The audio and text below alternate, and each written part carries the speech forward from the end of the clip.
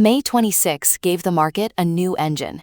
The S&P 500 and NASDAQ closed at records, and the strongest push came from Micron.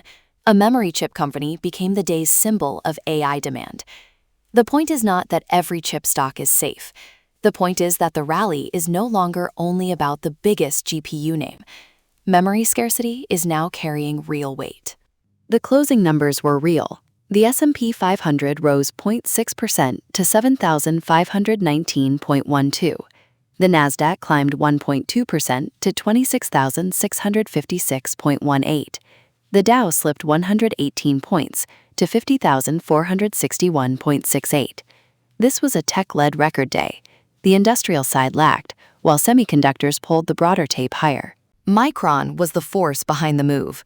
The stock jumped 19.3%, traded above $895.88, and crossed $1 trillion in market value for the first time. UBS raised its 12-month target to $1,625 from $535.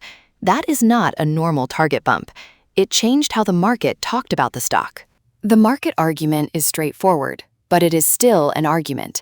AI systems need more than processors. They need high-performance memory, and analysts are betting long-term supply agreements can make Micron's earnings less cyclical.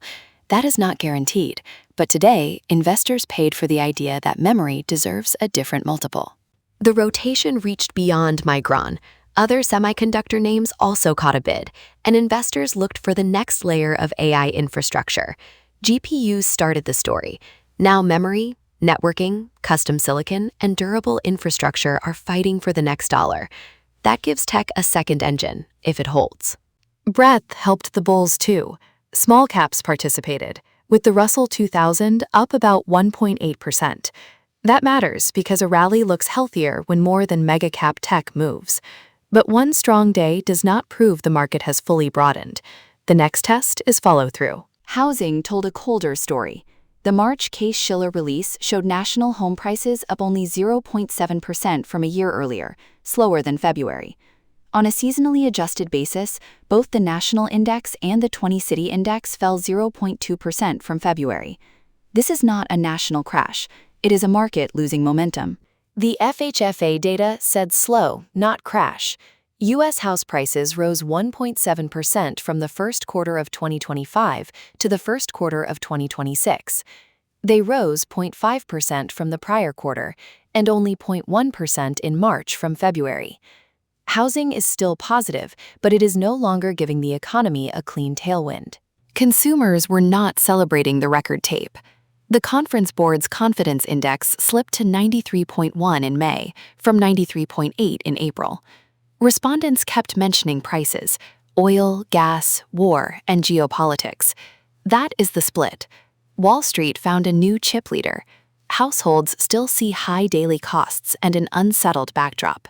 Inflation is still the gatekeeper. April CPI was already hot, up 0.6% for the month and 3.8% from a year earlier, with energy doing a lot of the damage. But April PCE was not out yet on May 26th. It was scheduled for May 28th, so the market still had to get through the Fed's preferred inflation read. For bulls, the confirmation path is clear. Micron has to hold the breakout instead of becoming a one-day chase. Other chip names need to keep participating. Small paps need another good session, and PCE needs to avoid pushing yields higher. If those line up, the rally can argue it found a broader engine. The break path is just as clear. If Micron turns into a crowded late-cycle chase, the chip bid can fade fast. If housing weakness keeps spreading through former brew markets, the macro cushion gets thinner. If consumers pull back because prices stay high, earnings get tested.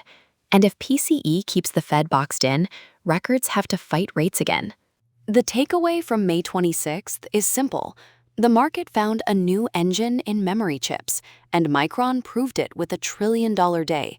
But that is not an all clear. Housing is slowing, consumers are uneasy, and inflation has not finished the week. The rally can keep working, but the economy underneath looks less clean than the charts.